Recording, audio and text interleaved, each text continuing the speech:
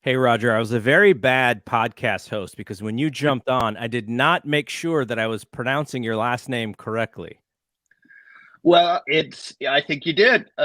It's Munter, just like Hunter. In fact, very, very frequently in my life, people have very kindly corrected my last name to Hunter for me. So, Oh, wow. I don't know if you noticed your name was misspelled on this thing here, but we corrected the M to an H for you.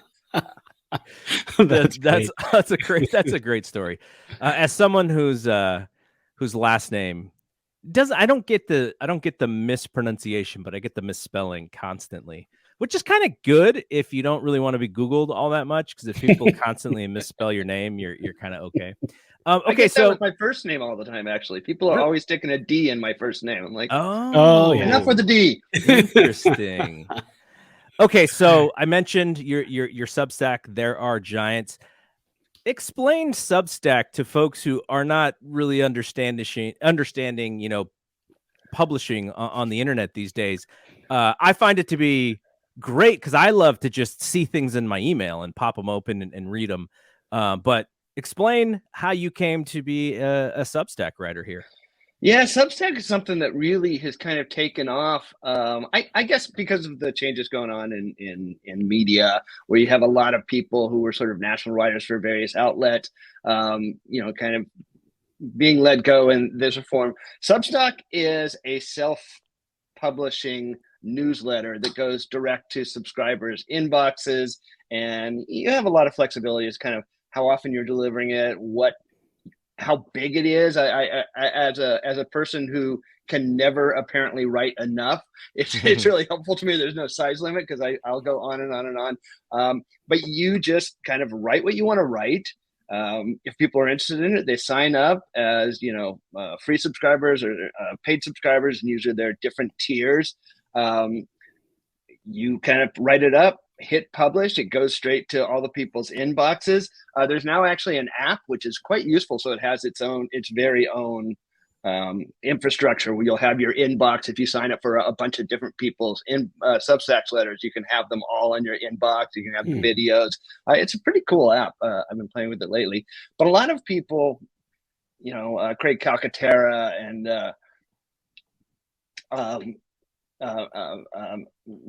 Molly Knight, and people like that who you have seen in big national places elsewhere have gone to this model because it's really flexible, it's really easy. You can kind of make it what you want, interact with the people who subscribe with you, ask them what they want, and then kind of deliver that. It's a pretty easy and robust device for getting your message to people who are interested in the kind of stuff you write about, which is without having to design a website, which was way beyond my capabilities. Right. Well, here in the Bay Area, the big writer to go to Substack is Ethan Strauss, who writes about he was previously on The Athletic writing about the Warriors. Now he's on Substack, writing about anything and everything. And he's successfully done it. Like I heard him on the Bill Simmons podcast. And he's creating, he was already, he works for ESPN as well. But this thing is allowing him to, I would say, be a little bit more honest without getting in as much trouble as he may have gotten in, at ESPN or The Athletic. But, he's publishing things that I'm sure that he was not allowed to publish on The Athletic as well, which kind of creates this interesting dynamic of honesty with the audience, right? Like I don't know, like you write in a pretty I would say joyous style, very happy, joyous, fun style. I don't think you're writing anything about skeletons in the closet, but if that was more where you were leaning, you could probably do it a little bit easier. But it's been a great so just before we get into this, let people know, how do they go find your Substack? Yeah, so there's actually a couple of ways. The branded way is therearegiants.com, which is just like my shirt here. There are the letter R for Roger and giants.com. If you type that in, you'll find my Substack. If that's too hard for you, you can sneakily just type in rogermunter.substack.com, and that'll also take you there, kind of the back door. And frankly, if you follow me on Twitter at Ron61, I put everything up there. You can make your way to it, I think, pretty easy. But therearegiants.com is the actual Substack site.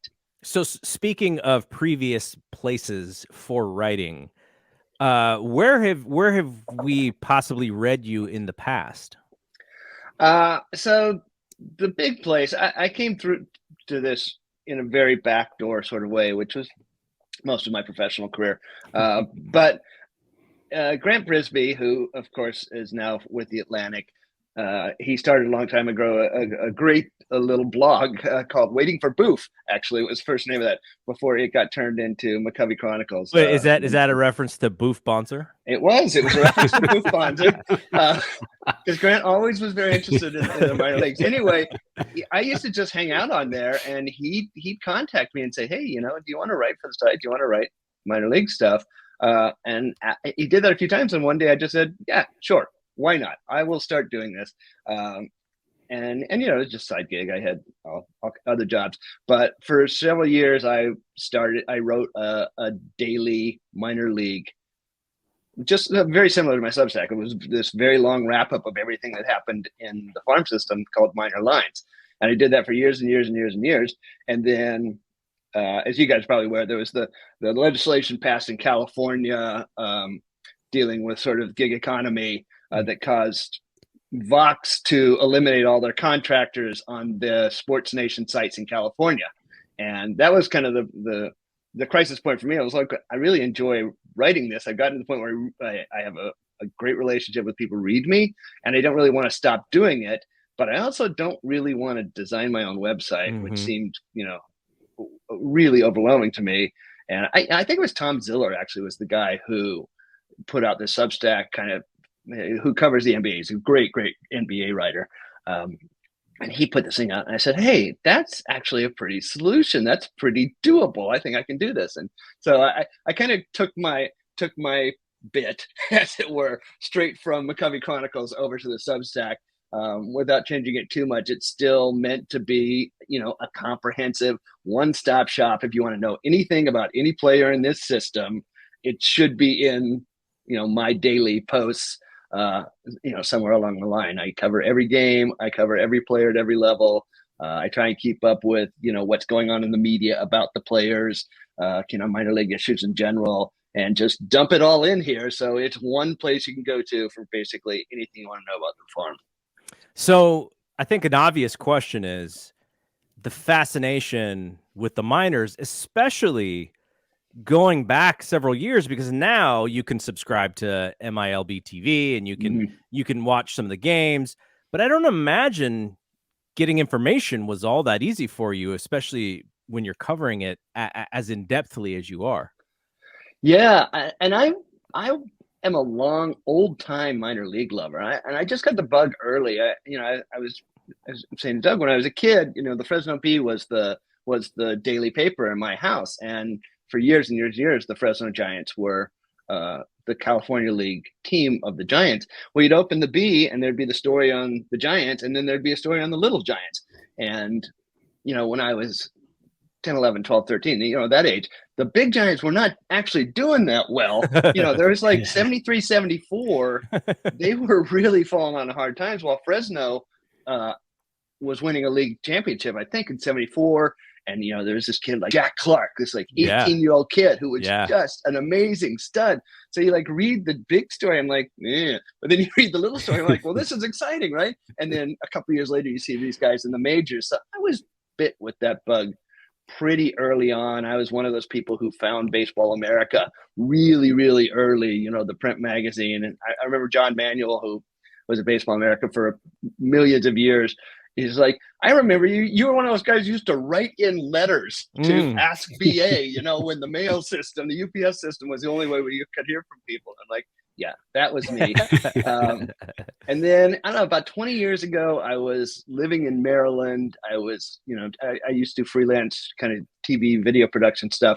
And the Giants moved their A-ball team to Hagerstown, which wasn't that far from me. And I had a pretty flexible kind of lifestyle at that point. I just started going to the game constantly. And, like Matt Cain was on that team. And, Scott Munter, hey, the bowling ball sinker, and Francisco Liriano came through, and Travis Ishikawa. And that was the point where it really kind of rededicated me to this is a fascinating thing to focus on in terms of how organizations stay healthy. And that's when I really started kind of going into it in deep as I could, and writing about it and going to the games and talking to the players and listening to people who knew about development as much as I could.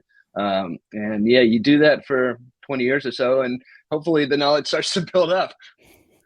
So is there a scouting aspect to this role that you have? Like, have you talked to scouts, and because you have some very detailed information about stuff at the prospect level that, your normal baseball fan is maybe not following very closely, because part of what you're doing is you're analyzing guys for the next levels, and you kind of know what the big team is looking for.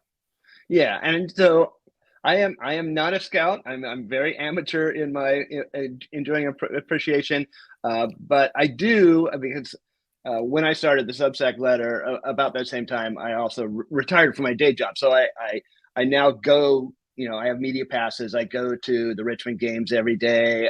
Last year I took a road trip for myself, and I went and spent a week in San Jose, spent a week in Eugene, and that brings me in, constant conversation with scouts. And I've always been a guy who would go to the game and sit in the scout section, first to kind of eavesdrop, and then later, as I got a little more comfortable, asking questions, which you have to do this respectfully, right? Because this is actually their office, and you don't just blunder into people's office and say, mind if I, totally distract you? But if you wait for the right moment and you chat with scouts, they love to talk. I mean, these guys love baseball. They're all field rats, and they love to talk about players. So it's not that hard to get scouts talking. And then it's, a matter of kind of listening, hearing diverse voices. But the last few years, I was just at spring training, the minor league camp, for a couple of weeks this month. And, they're a big group of scouts there every day. And, several of them actually know me. They know what I'm doing, because the baseball world's connected. So, I follow you on Twitter. I know who you are. And, you just sit and talk players for a while. And then I basically try and take, the things I'm hearing and bring it to the reader. There's some organizational guys who I talk to in various organizations. And, the more you're around, the more people are comfortable with you, the more they're going to talk to you and share their insights. And so I'm just trying to convey other people's insights. I'm not Mr. Scout myself, although of course I have my favorite guys who I love watching. Oh yeah.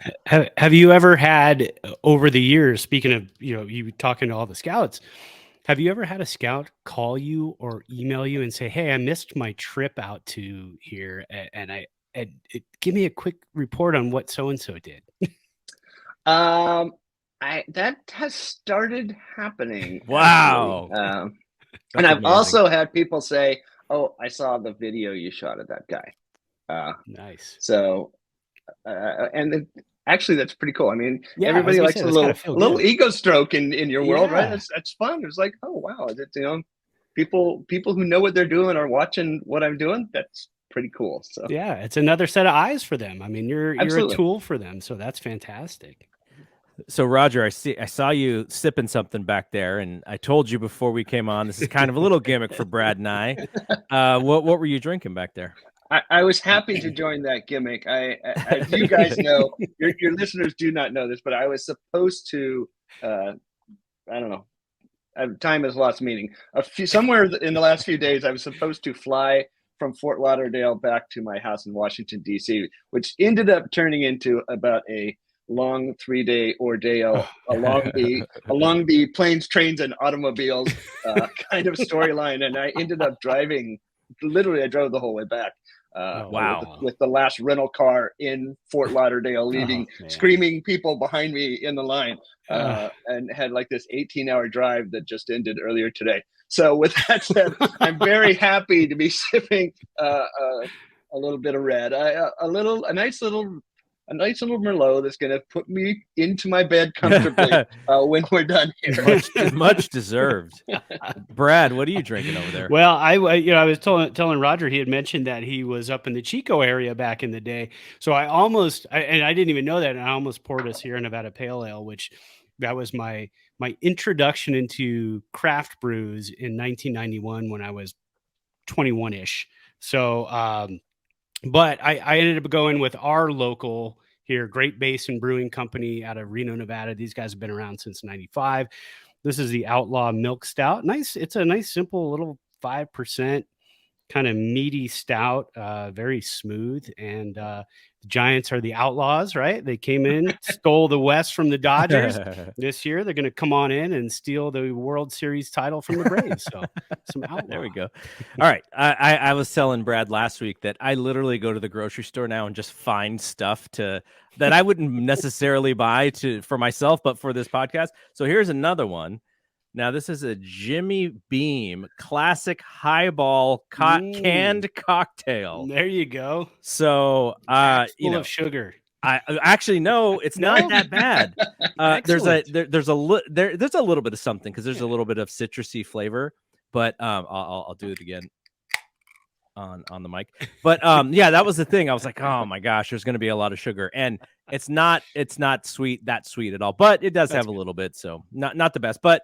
If you enjoy the highball, which I do, a little bit of seltzer and some whiskey, it's pretty refreshing thing. So I'm digging it. Okay, so back to Roger's expertise here.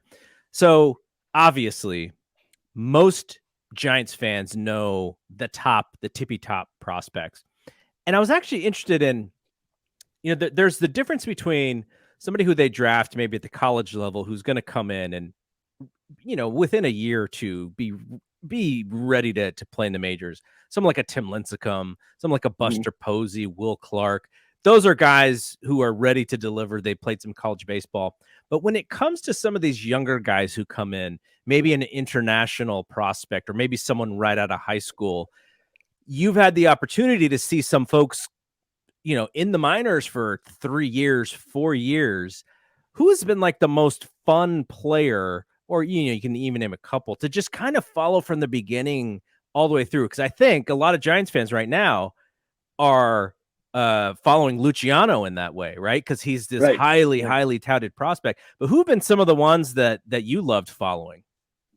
Well, if I can go back a few years, I remember seeing Matt Cain when he was 18 and just immediately fell in love with. He was like an immediate prospect love. And then watching him, he actually moved very quickly for a high school kid. Watching those guys go up through the years on the same team, actually, his same low A team was Travis Ishikawa, who had a very, very slow, struggling move up through the ladder. So he'd kind of go up and then back down and then come back and have some success and go up.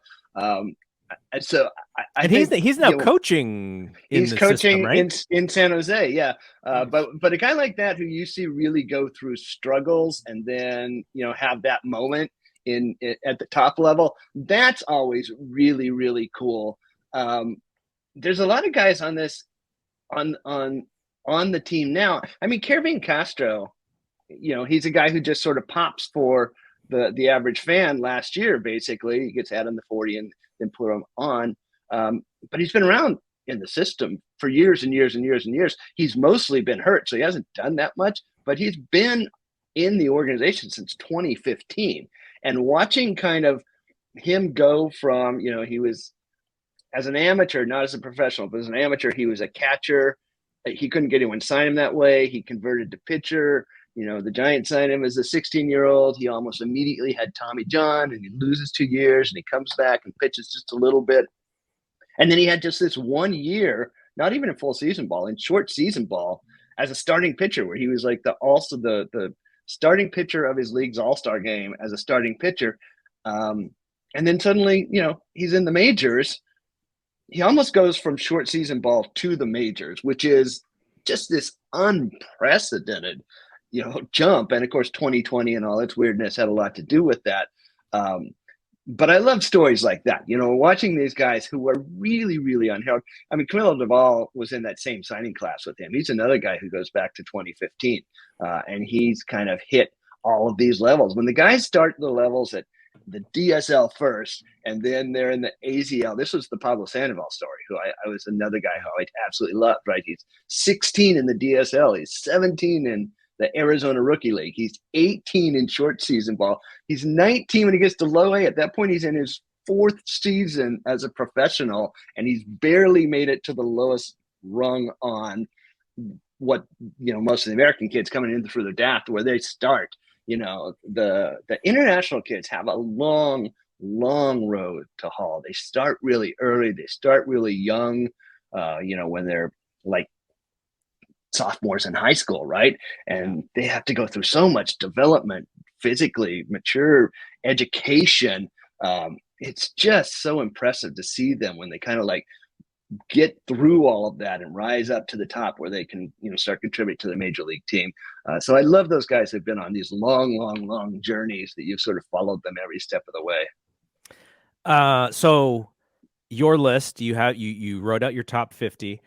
I'm going to say I haven't gotten through all of them yet, but I will eventually get through all of them. My favorite profile that you wrote was on Joey Bart, because I think most fans who have sat with him for a little while, who've watched him for a little while, I would say they're a little less high on him than maybe they were 2 years ago. And some of that is because the pandemic season, and he has mentioned some of the things recently about how it was Buster's team. Like, he couldn't be himself necessarily because it was Buster's team. And, a lot of the, the Baseball America stuff and all the prospect stuff, they're basically saying, look, he's going to hit for power. He's not going to really hit for average. He defensively, he's leaning strong in certain areas, but here maybe not. And so I think just the whole public perception of him is a little down. And after reading your profile, I was like, yes, this is still Joey Bart. Like, we should still be excited about this guy. And so I feel like he's had a pretty solid spring, striking out a ton, which is expected. But maybe we're upticking back on Joey Bart a little bit. So I really appreciate your profile. But what was your favorite one, or which one do you think was the best one that you'd written? Because you were publishing these things very quickly and very often. Yeah, I spilled a lot of words on that list, and I don't know that I'm ever going to do that same kind of project, but I wrote somewhere between 3,000 and 4,000 words on 50 different guys, pushed out at a rate of 3 times a week. So it was a pretty large project that I spent the winter on. I appreciate you saying that too. And I think the thing that it's always important to remember, I'm a fan. And the thing to remember when you're a fan is you're kind of an idiot, right? And overreaction theater is what we specialize in. Whatever we just saw, that's the way it's always going to be. Whenever a guy comes up and struggles, one of my favorite examples is, Aaron Judge. If you go back and look at Yankee fan comments after Aaron Judge made his debut in the majors, and he was for like 6 weeks or something, he hit like 150 and struck out 60% of the time. It's like, oh, this guy's a bust, he's never going to be any good. Well, that's what we do as fans. Yeah. And guys get better. That's that's what happens. You get to the majors, you feel overwhelmed, the speed of the game is fast, and you have to figure out that you belong there, and then you get better.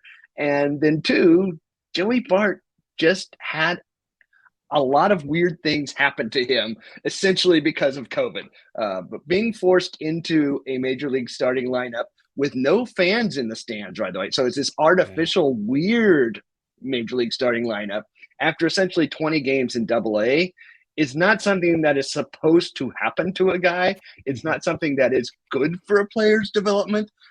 And so I sort of humbly suggested that we should cut him some slack. He's still a guy who is really, really interesting.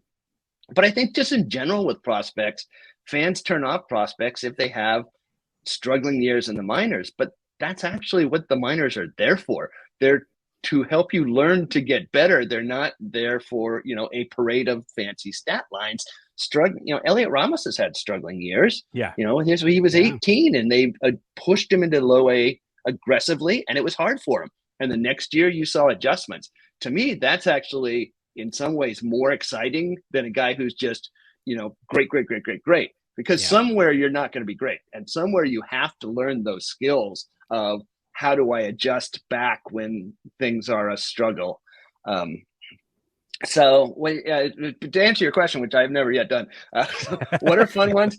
I mean, I love the guys who are interesting stories, but I suppose I'm probably an underdog person at heart. So some of the players who really aren't big prospects, but are just really, really fun to watch play. I loved writing those guys up. Brett Auerbach was one of my favorites. And I think when I wrote that one up and I put it out on Twitter, my promotion for that story was, this is a guy you're going to like watching play, right? And then we got to spring training and everybody's like, who's that guy? He's fun to watch. And I'm like, yeah, I told you. Ismael Munguia is another guy like that who is a center fielder from Nicaragua who's an undersized player like Auerbach with just this huge motor, really fun guy. Unfortunately, is injured to start the year this year. But I kind of like those guys. I like the guys who are, you probably don't know that much about this guy, but he's really, really fun and you should pay attention to him. Those are stories I enjoy telling. Yeah, you kind of hit on something too. The Giants' philosophy since Farhan stepped in is a little bit more on the conservative side, and again, the pandemic had a lot to do with that. We know. But going forward, do you think the Giants are going to kind of continue with the conservative approach when it comes to the minor league promotions? Because again, I think it's working. You hit on it too, saying that, you know, seeing a guy go up and down and up and down, they're going to learn. They're going to learn.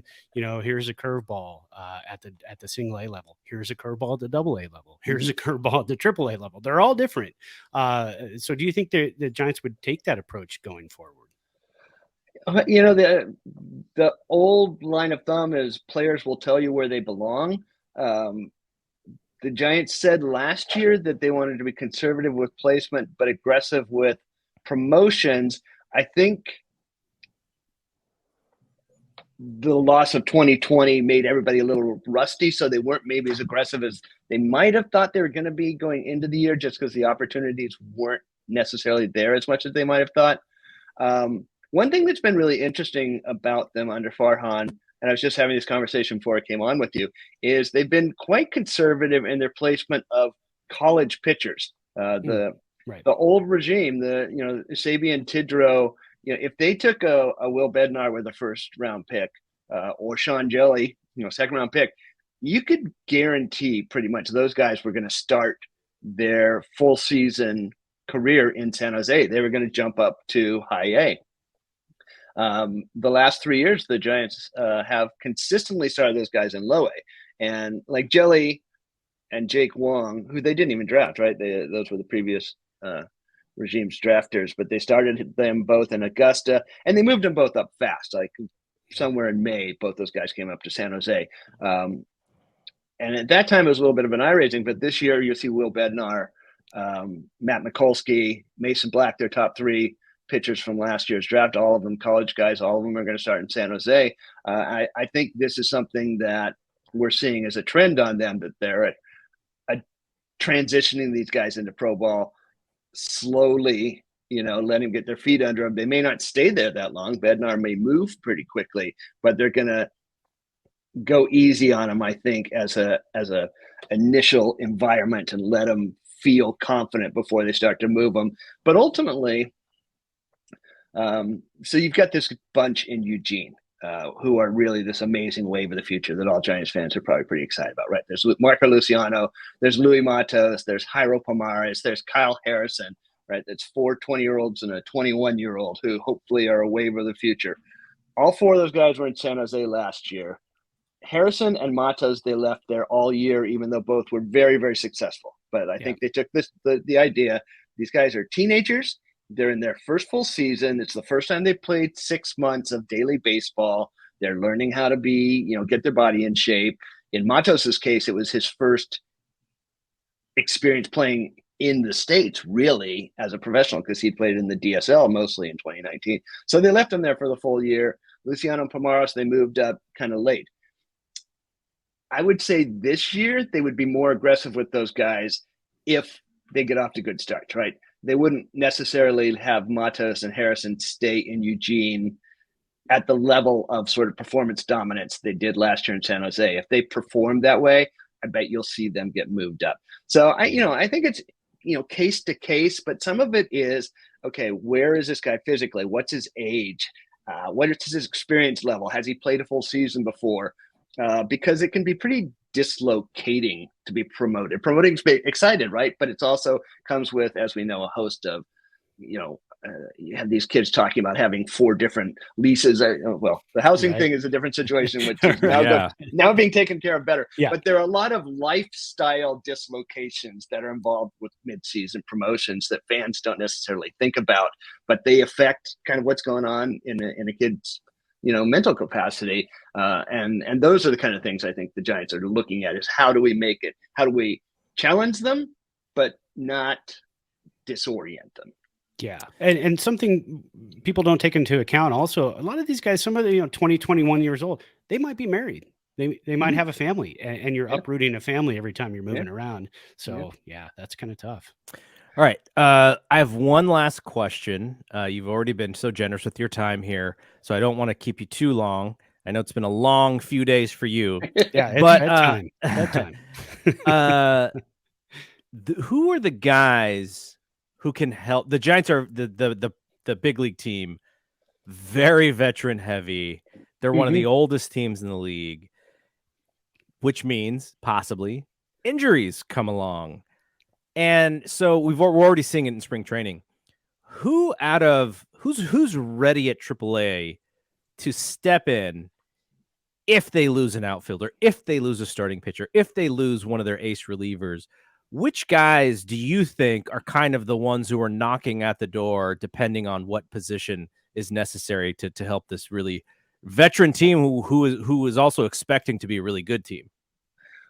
So the easiest answer, particularly in today's baseball, is let's start with the relief pitchers, right? There's a lot of arms who are on the 40-man who are ready to come up.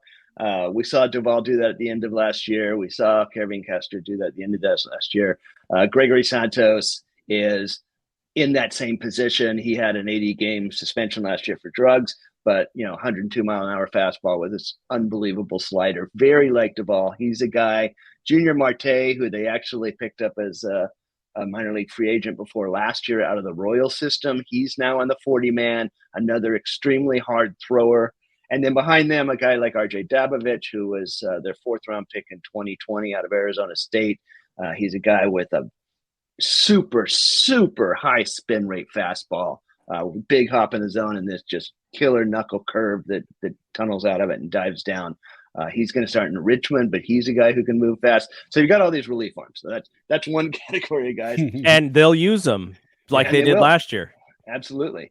And not to mention, Sammy Long, who we saw last year. He's a guy who you can anticipate seeing again this year. Sean Jelly was put on the 40-man, so he's going to be in that line of people to make starts. He moved up to AAA late last year. And, the PCL is an extreme hitter-friendly environment. It is very difficult on pitchers. So he learned some of that last year. There's a lot more hits in that league. He'll go back there this year and work on things. He's got good stuff. He comes from this weird 7-foot angle. He throws 94, 95 with a good curve, throws strikes. So he's going to have to put himself in a position to be ready when called upon, because he will be called upon. And right there with him is Elliot Ramos. I think Farhan said he'd like to see him kick the door down. This is a guy who's been a big-time prospect there for a long time, a first-round pick, all the tools in the world, great power, great speed, a really, really fun guy to watch.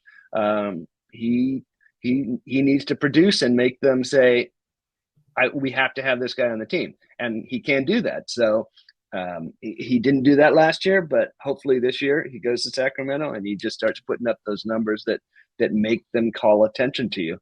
And then I guess one of the most surprising, there weren't a lot of surprising assignments for the rosters for the minor league teams, but one of the definite surprising assignments was Ricardo Genoves, who started last year in Low A San Jose, moved up to Eugene in the middle of the summer when Patrick Bailey, their first-round pick from 2020, was sent down. Those two catchers swapped places in A-ball.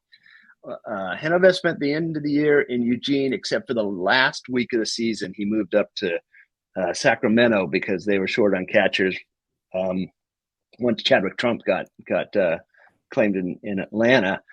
So he got to end the year on a good note in Sacramento. He's being moved all the way up to AAA this year, over AA, right to AAA. And it seems pretty clear that they view him as a guy who could be catching depth this year if they need to reach down there. He's always been a guy who had a great defensive reputation. He's got a great reputation for handling pitchers.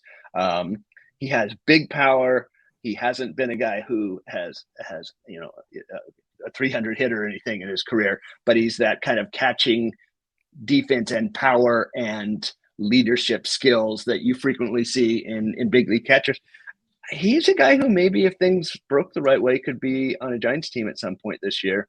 And beyond that, Jason Vossler, who we've seen before,